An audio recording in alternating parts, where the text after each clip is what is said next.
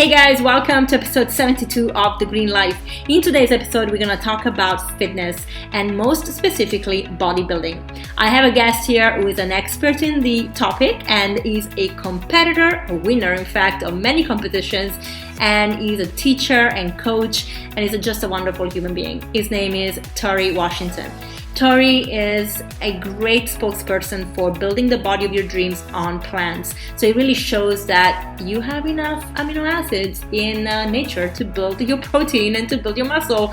And so when you see this guy's body, you'll really understand what I'm talking about. But aside from his physical well-being and his wonderful bodybuilding, he's also someone that can talk about a journey of alignment because his life has changed so much. And it's unfolding more and more as he really keeps in that alignment of purpose that he's created for himself. He has a wonderful quote that I like to read out to you, which is, "Dreams should become your thoughts. Thoughts should become plans. Plans should become actions which lead to fulfillment." And I think he really represents everything that this quote has to say. All right, before we get into the episode, I really want to give a big shout out to Namawell for the J2 juicer. You guys know I love my juicer, so if you are on the market for a new machine, I truly recommend the J2. And I have a discount code for you in the show notes so you can save 10%. I don't make any money from this. I am not an affiliate. However, I am an affiliate of Dr. Morse's herbs and I work with them and I use them myself. So if you want to buy these wonderful, beautiful combinations of herbs, go into the show notes, click the link there, and then I will get a commission. And that commission helps the show stay alive. So guys, without further ado, let's dive into this great topic of bodybuilding fitness on a plant-based diet with my guest, Torre Washington. Hi Torre, thank you so much for joining me on The Green Life today. How are you? I'm doing good. Just a little bit tired from flying and everything, but so far everything's well. Well, you look wonderful and you are glowing, so, tiredness doesn't become you. Thank you. You're welcome. So I want to start with, first of all, again, thanking you for taking the time to be here, but also, I looked at your story and I didn't find out about you very long ago. And I thought, wow, I love this athlete that does everything on plants.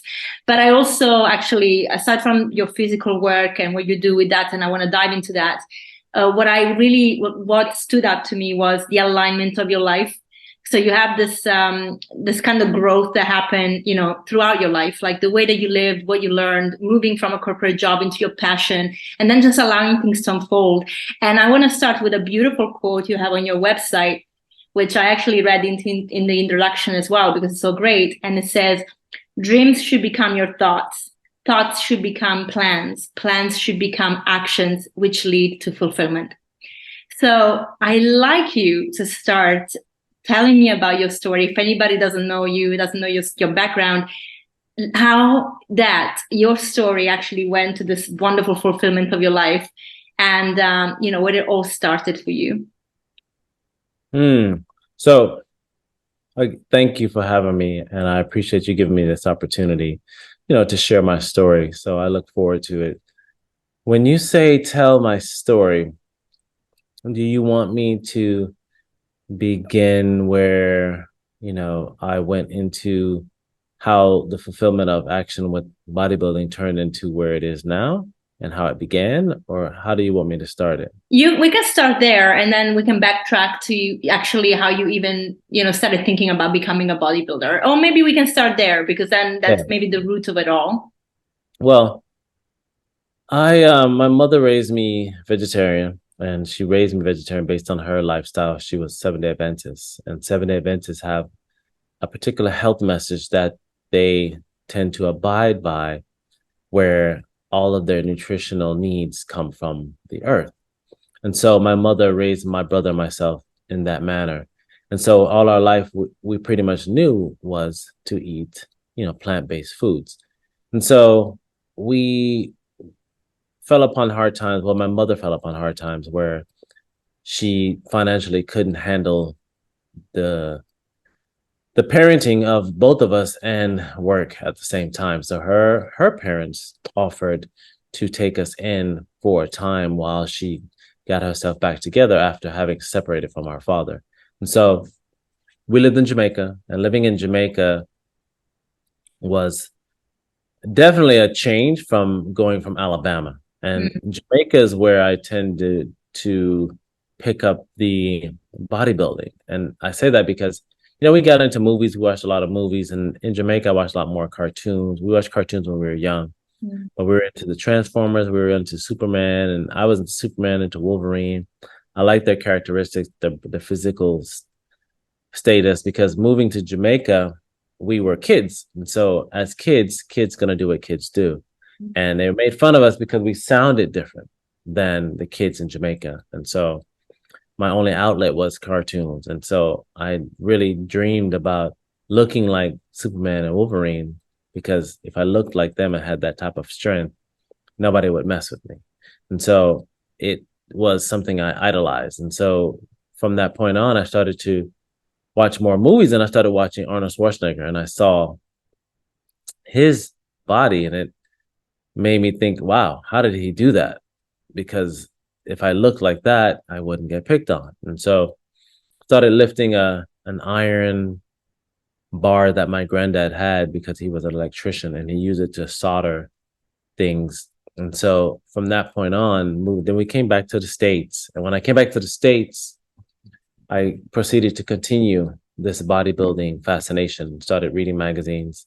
My mom was able to get us a bench, and I got a dumbbell, started lifting that, really reading the magazines and seeing these bodybuilders, that it just fascinated me to want to emulate that in any way I could. And I started to follow how they ate. And, at this time I wasn't vegetarian anymore, because when we lived in Jamaica, my grandparents knew no idea of how to feed us that way.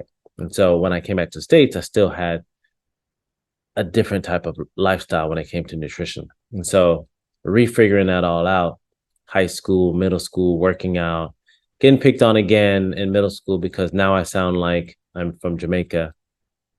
So had to acclimate to that, living in a more of an environment where there's a lot more Caucasians.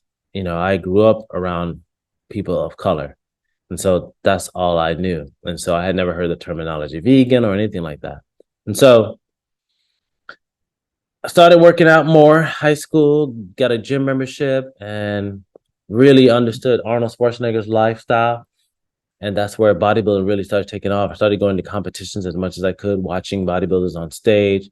And I had the idea to compete myself, but it never manifested at that time because, school, and I was young, and then I went to college. And once I went to college, it just disappeared. And it's not until 2008 when a colleague of mine from high school mentioned to me that one of our other colleagues started bodybuilding and had been doing it for a little while. And I was surprised because I never knew this gentleman to be into bodybuilding. And so I went to catch him compete, and he looked like the superhero physique that I wanted. And I said to him, I want to compete.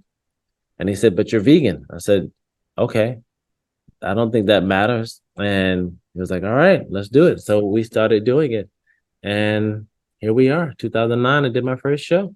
Oh, wow. So physically speaking, how was your physique before you were training to compete? And did you see a difference between when you were actually eating animal products and thinking, okay, I'm going to eat actually like Arnold Schwarzenegger does, or other competitors, other bodybuilders, and how did you shift that to more vegan plate, which was actually the lifestyle that you embodied anyway at that point? Well, I don't really have many pictures from that time, but definitely I'm bigger now. Okay. Bigger now than I was then. I didn't have the mature muscle. I didn't have the technique, the driven tenacity to want to really improve. It was just more, I was just lifting. I was like like a gym person. And it's not until I really started to compete when that all changed. But my nutrition had already changed, because in 1998, I went fully plant-based, where There was no cheese, no eggs, no nothing of that sort in my food. Wow.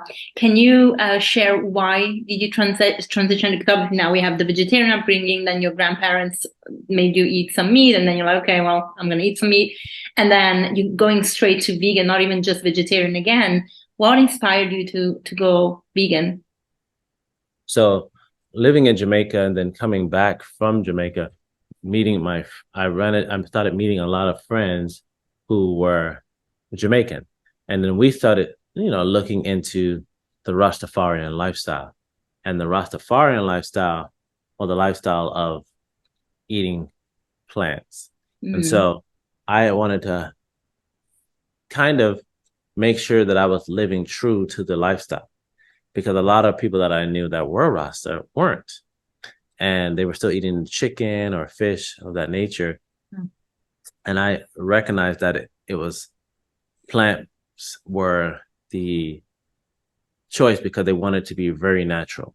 And so once I made that shift, it's not until later I learned, because so it was really, for me, was more out of integrity. I don't want to be considered a hypocrite by claiming I'm this, but in actuality, I'm not, because a lot of people can still say Rasta, but eat chicken as long as they smoke weed, have locks, carry the moniker of talking and behaving like a Rasta, they are Rasta. Me, I wanted to embody it in all aspects. So I knew nothing about the animal activism or the health lifestyle, even though I was raised with the health message about it. Those weren't the reasons, or the environment. Those weren't the reasons that I decided to change my life to where I'm only taking in plants and fruits for nutrition. Okay. And it's not until I went to an event in Atlanta, Georgia, where I was hit with that vegan moniker, because I didn't know what it was. Someone asked me, "Are your boots vegan?" And I was like, "What? I'm not gonna eat my boots." So, but they meant because vegan was all about making sure you don't consume anything that's not only you're not eating, you're not supporting things that come from animals as well. Yeah. It took me a while to get the terminology too. I mean, for me, it was plant-based first to heal disease, and then the vegan message came. I mean, it makes sense. And, when you talk about the Rastafarian message, I know, actually, I met a lot of Rastas in Mauritius. I used to live in Mauritius, and it was a big thing. But yeah, they smoked and they had dreadlocks, but they didn't eat a plant-based diet. And right. I feel, through researching a little bit, I feel that there is also, with the Rastafarianism, there is also the message of these themes, like actually looking, there's to a sense spiritually, you have to kind of also free your body from death. Because if you are, if you're connected to the God of life, then having death into your body just doesn't make sense. And right. So the message is much deeper. So I agree with you that there has to be that. And it's interesting how then you learn more and more, and then that vegan message comes to you and like, yeah, this totally makes sense. That is obviously, our role as ushers of this planet and the beings on this planet that we have to take seriously, and most of us don't. We live unconsciously. So it's a beautiful thing to actually understand that. And I feel that, and I don't know if your spiritual beliefs are still aligned to Rastafarianism, but I do feel that there is definitely that kind of energy coming from you, where like you're actually very connected to the environment and your surroundings, and therefore animals as well, Yes. Yeah, and I also saw your cat, which is super cute. When people that are watching on YouTube will see it. So, okay, wonderful. Thank you for sharing that. That's really important. Like, really, I understand why, and now you kept to it. And it's really interesting that you said you're bigger now, that you're training on plants that you were before when you were not fully plant-based. And I guess a lot of it, as you mentioned, is technique. And let's talk about a little bit the bodybuilding side of it, because obviously now that became your business as well. So what is the misconceptions of people when they go into training, the difference between just training at the gym and just getting muscles because you're lifting a little versus actually training to compete and building the body that you need to have to get on stage? Well, when you're training to compete, you're basically really working on perfecting your physique and looking for any weaknesses that you have to not have them as much, because we all have our own genetic makeup to where certain muscles don't grow or perform as well as others. But your goal is to be as symmetrically proportionate as you can. And so that's why we train with a more intense desire to look good standing there. Whereas when you're just working out to lose weight or keep in shape, you do a lot more functional, less isolated type of movements. Because in bodybuilding, we tend to isolate and create hypertrophy, where we want to cause the muscle to truly inflame, therefore to cause the muscle fascia around it to stretch and grow so that the muscle knows that, okay, it needs to stretch and grow in order to fill it out again and to become stronger. So it's very structured. And then you have the nutrition and the water and the sleep. Those things all play a part scientifically in order to get yourself to a body fat percentage where the muscles can present themselves like an anatomy chart. So that way you can see pretty much every muscle that has been developed. And that's what your goal is to do. As a person, a general person who just wants to stay in shape and keep a good physique, they're not looking at it in that way. Yeah, that is true.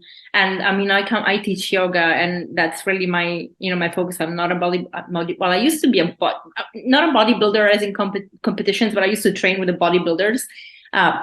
So I kind of know the strength that goes into it and the effort. And I was quite butchy, like at some point, but I liked it. I really enjoyed it. But I mean, it really doesn't suit me because I'm not exactly like the tallest person. So I looked a little bit chubby, and but I really took that and thought, wow, this is such an effort and like a dedication that you have to to physical ability and strength and reshaping.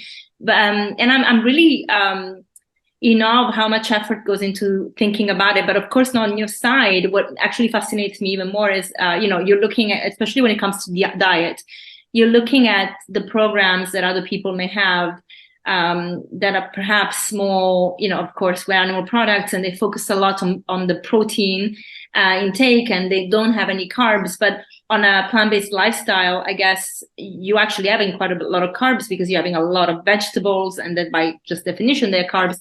How do you manage this, the protein intake, and what is your favorite, source for protein? And is that a different, and I know that that is, but can you explain the difference between when you are actually preparing the body and then shredding before a competition, and how you manage the nutrition for that and the training?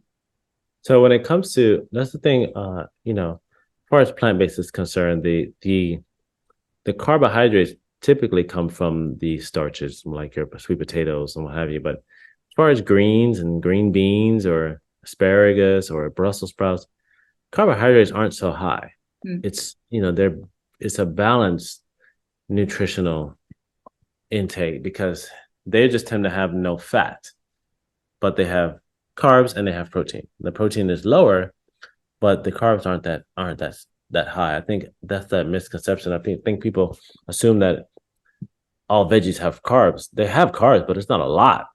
The carbs are typically coming from the quinoa, the sweet potatoes, the regular potatoes, the rice if you eat it, the white rice, the grains. Those tend to have the carbohydrates. But and I do eat a lot of those. But for me now, in the past, I didn't track any nutritional intake. I just basically ate more and then ate less. So now it's very similar, but now I just track it. And so I'm more of a higher protein intake, and I still do carbs, just that my carbs aren't as high as they used to be, and then as I get closer to competition, everything goes lower and lower. My calories start to drop. And that's how you are able to create this look that has a low body fat look, where it looks like, you're wearing a skin suit and, your muscles are just popping through it.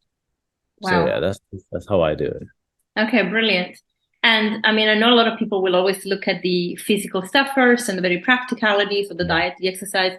Can I just ask you, how is it for you mentally?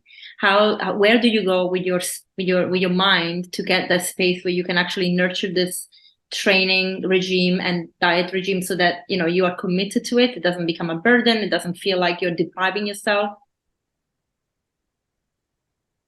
Knowing I want to look my best on stage.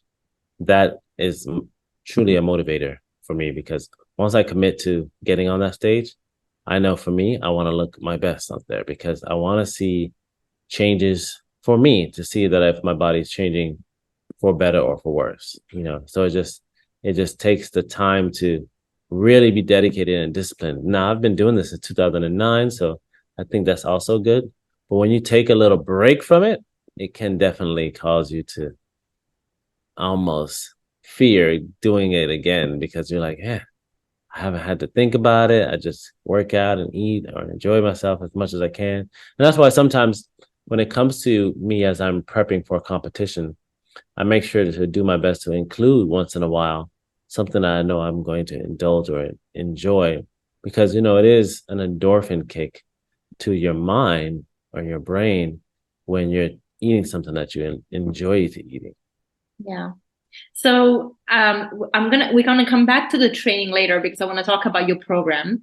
But I want to actually quickly go back to your personal life and the fact that you actually had a corporate job, and that, you know, you were like, well, I have a 9 to 5, I do what I have to do, but still kind of also trained. And I like to talk about this double life, if we can we can call it that.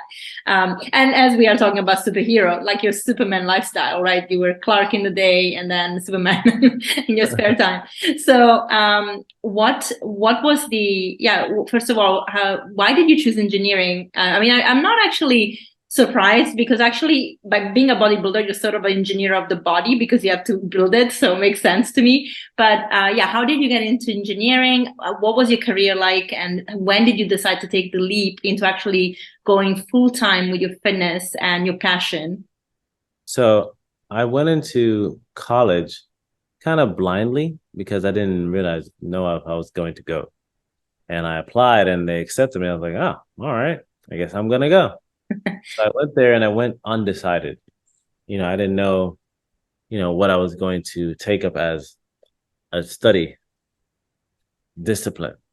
And so I think about a year and so later, I decided to say, you know what, I enjoy taking things apart, building them, putting them back together. And I did it a lot. And so that's when I said, okay, I'll go into engineering. And I went to specifically mechanical engineering, because I also in like cars and what have you. And so then once I started in engineering, it fit me, you know, it fit what I wanted to do, but I thought I was going to be doing more automotive design. And then of course that doesn't typically happen unless you are picked to do that. So I went into more the manufacturing arena, and it wasn't as fun or as spotlight, because, you know, it's the back end, and then the car is put to the spotlight, and the designers almost get more of the actual limelight because of their design, not the manufacturing process. And I did that for a while, and I knew the minute I went into a corporate American job and I had to clock in, somebody was controlling my time.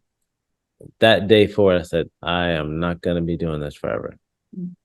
And it just so happened, I started doing network marketing, doing things that would help me to grow as a person. And then like I said, once I did my first bodybuilding competition in 2009, and then the second one, I got my pro card, which was not but 6 months later, I said, okay, this is something. And I started talking about me and my lifestyle, and people took a hold of it, because they couldn't believe how I looked, and I wasn't eating any animal flesh for nutrition or taking any supplements. At the time, I didn't like that either.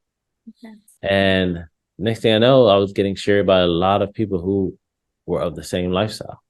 And then colleagues at work were seeing me in social media pages on Facebook and then magazine covers and me competing. They were like, "Why are you even still here?" They just assumed that based on all of that, I was making a lot of money. Mm. But I was, it's just exposure. But eventually, this exposure led to clients wanting me to train them, and I started training people on the side. And then somebody mentioned you should go to Florida. Okay. And Florida is where I went back to, and they were right because once I came here, taking that leap from corporate America, of course, everybody thought I was crazy. Why are you gonna leave your 401k and leave this job to go, you know, train people? That's not gonna make you a lot of money. And lo and behold, I created a website with some help, and that all of that translated into me being able to create the lifestyle way more than I did when I was in Alabama. I mean, imagine if I were able to do the same thing that I'm doing here in Alabama, it'd be even 10 times bigger because of the cost of living difference between South Florida and Alabama. Yeah. Yeah, I was gonna ask actually. So I used to be in banking, and I knew that wasn't for me forever. And I just knew that I had to leave. And once I started studying nutrition and doing yoga, and I thought, this is going to be what my path is going to be. But one thing that I actually realized very quickly is that there is a difference to having gifts and sharing. And especially if you are an empath and you want to help people, the commercial part of it can be quite tricky because we almost feel bad charging people for our services. Yes. Yeah. Did you feel that? Yeah. I had to have someone do it for me. Okay, tell me about that. Tell me about because a lot of people are like that in this environment that we in wellness and health. I had to hire someone like a manager to handle my negotiations with because once I started getting a larger profile and name, organizations wanted me to come speak and do different things. Celebrities were contacting me to help them with their programs.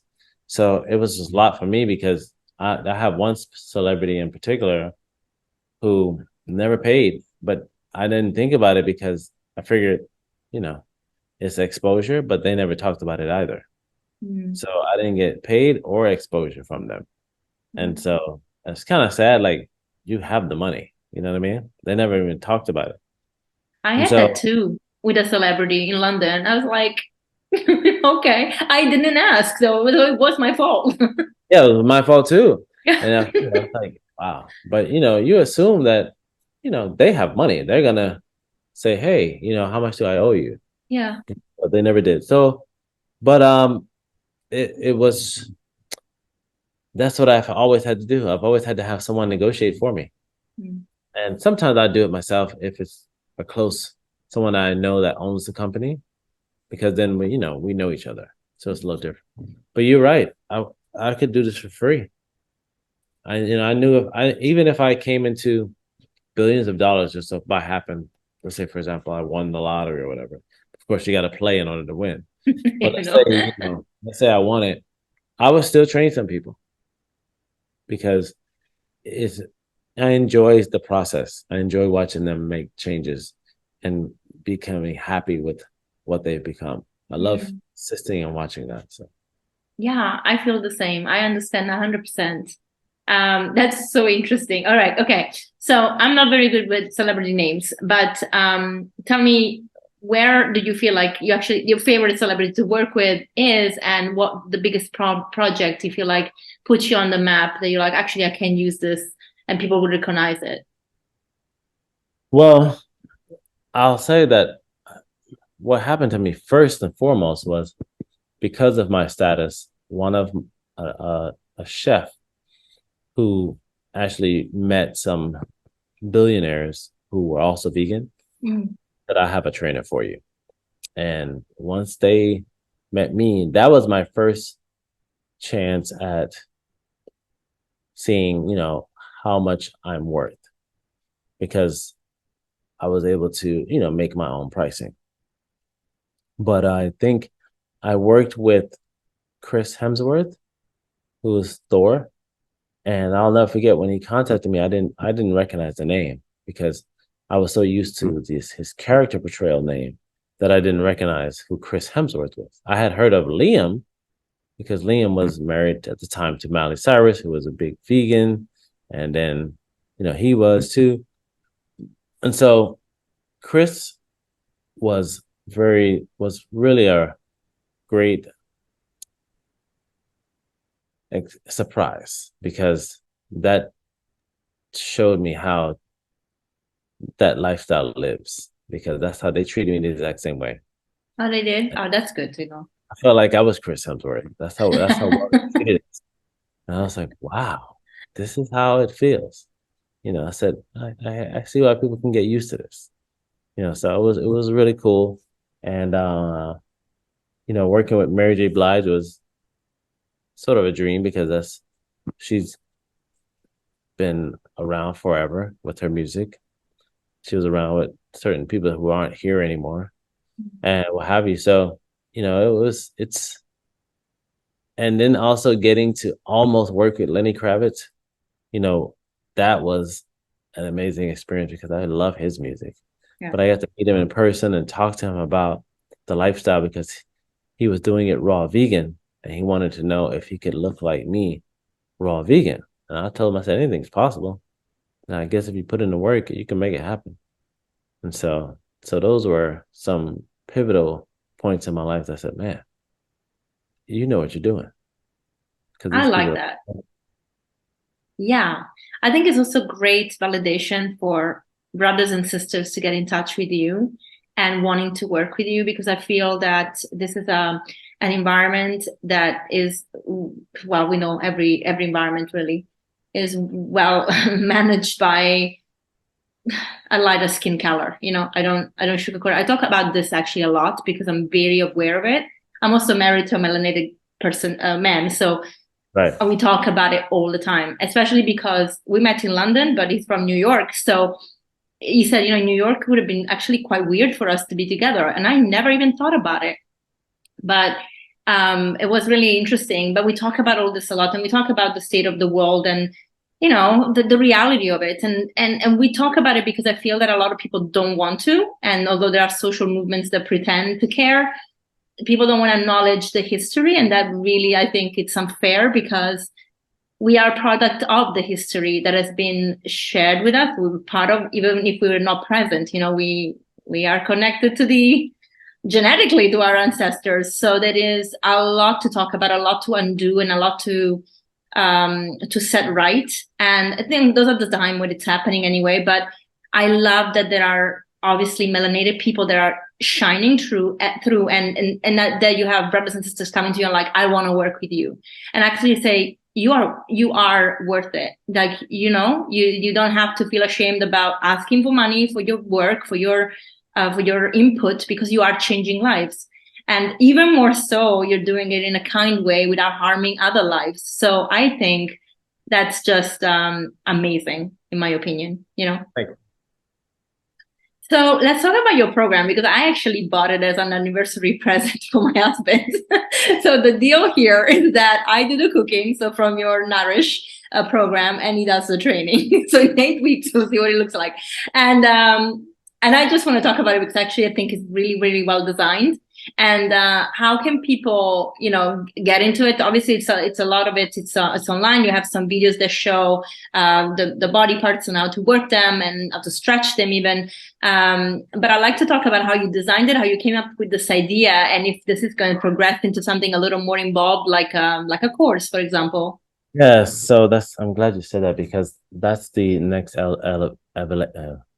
evolution of the program, is to really go into a course, because I see courses, I was talking with my management team and they said course is the next phase. Of course is going to cost more and what have you in order to do it. So yes, because when I created the program, I was actually, I think I was raised in a sense of my mom always worried, so worried about what people thought, worried about just worried. And so it kind of rubbed off on us, where we almost, so me, I didn't want to create a program because I care what people thought about me. I didn't want them to attempt to break it down and say, oh, this is crap, but of course that happens to everyone. And I had to realize that there are people that happens to, and they're very successful. And so, like, for example, there's a lady that I found out about 6 months ago, or maybe a couple months ago. She's been doing programs and what do you call it? Challenges and things. And she is killing it financially. And I was just like, wow. And she doesn't care what people think. She's creating results and getting people to have results. So that's what matters more to her. So you done the same. Yeah, well, and that's why when I put it out, I was like, whatever. I put it out and people love it. Some people have come back to me, like, man, I really like the program and what have you. And it's great. When are you going to do the next one? This idea. So that's what we got to work on creating a course and get more involved in a space, the online space, basically. Yeah, it's definitely what it's at, especially because if the world shuts down again at any point, online is going to be available, and I think people need it, because last time around, people just sat on their couch, ate a lot of crap, became completely couch potatoes and unhealthy, and then the rest is kind of history. So maybe we can learn from that and be actually, okay, if anything happens again, I want to stay fit, I want to stay healthy. In fact, I want to get healthier. But I also think, your program is really nicely designed, and actually can see why that you worked in the car manufacturing space, because some of it looks like the dashboard of the car. Did you have that in mind? Yeah, because me and my team, we work together to make it sort of like an engineering, because my things is I engineer bodies. I break them down and rebuild it back the way you want it to be. Yeah, exactly. It comes up like that. It's so funny. Okay, brilliant. So, what about your family and the people that are close to you? Are they following your lead? Do they feel inspired to do what you're doing, even if it's not to the level of competition? No, my son definitely. Okay. But most of my family members, they've been raised certain ways and they're still stuck to their core. There's been a few of them that have made changes, and not necessarily because of me, but I may have influenced them a bit. Mm-hmm. And now they're all the way plant-based and they love it, what have you. My college buddies, they still are, sometimes they laugh and whatever, I still got to eat my blah, blah, blah. And then we just buried one of us the other day, so he didn't take care of himself as well. And I was like, you guys, I don't have to say, but I said, no, we're listening. We may not say anything, but we got it, because you were Torre. They said, Torre, you were on it light years ahead of what everybody's doing now. 25 years is a long time. Can I ask you how old you are? So this past Thursday, I just turned 49. A happy birthday. I know it was on the 8th, but I didn't know how old you were turning. 49. That's amazing. You don't look older than, I don't know, 28, 30. Yeah, I get that a lot. I mean, it's great. Brilliant. Okay, so that's another statement or testament that actually this lifestyle really is for our benefit, even the way that we can look in our older life. I mean, I certainly look better now in my 40s than in my 20s. So you look good. Thank you. And it's definitely the food. Someone asked me, what do you use for your skin? I only use oil. I don't even buy products anymore, but it's the food, Yeah. So the inside shines out. So important. So now what is your main, well, first of all, okay, so you have the program online, you're going to work on the course, which I think is going to be bomb. And what about, what else are you working on? What are your projects for the future? So I'm putting out a book. I'm in the process of getting it published.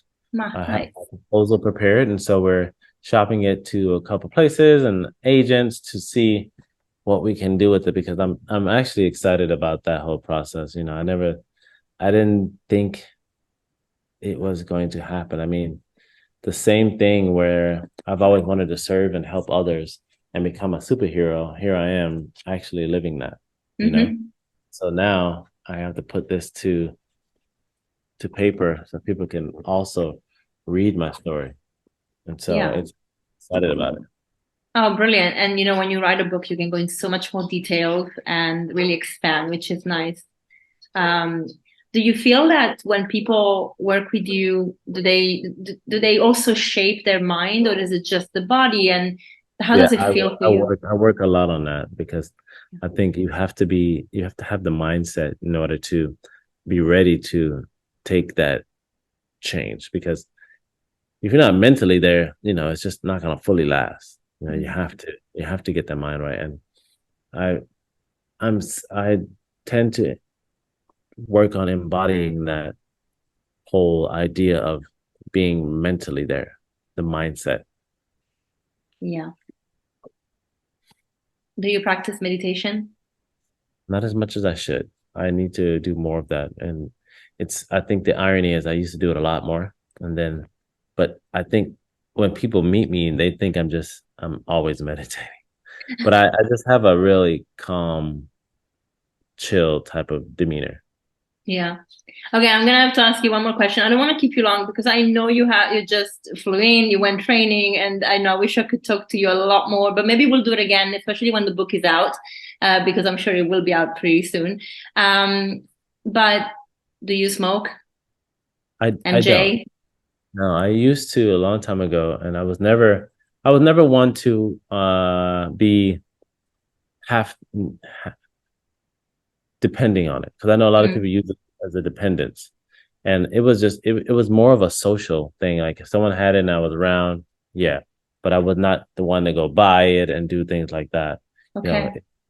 It's just never been something I needed.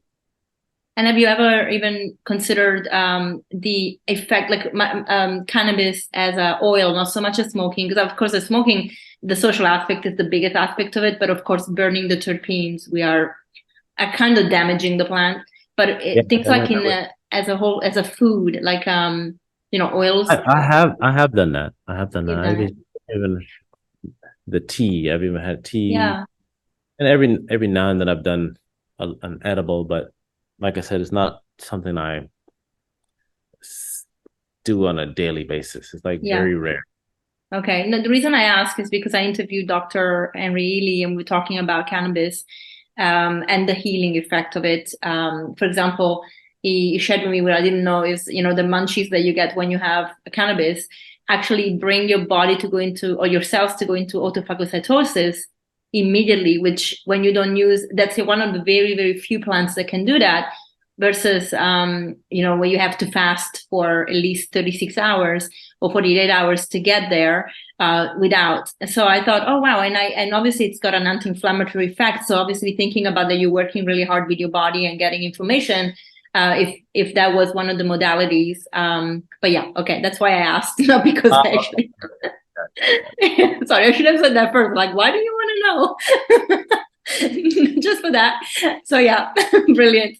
Well, thank you so much, Tari. And I, again, I really appreciate your time. I really thank you for the work that you do. I think it's going to be really fun to see your journey going forward. As I mentioned at the beginning, I think there's a lot of purpose. That's a lot more interesting for me than even the body, because you have an amazing body already. But just seeing how you, evolve in the space and how you actually create the life. And I think one thing that probably, as you learn it yourself, to value your value and being able to actually do business by embodying that value without being ashamed of asking. I think that might even be a course that you will be able to come up with, because a lot of people need that. That's true. That's very true. Yeah. Fantastic. Thank you. No, thank you very much. I appreciate it. Anytime. Bye. Have a great day. You too.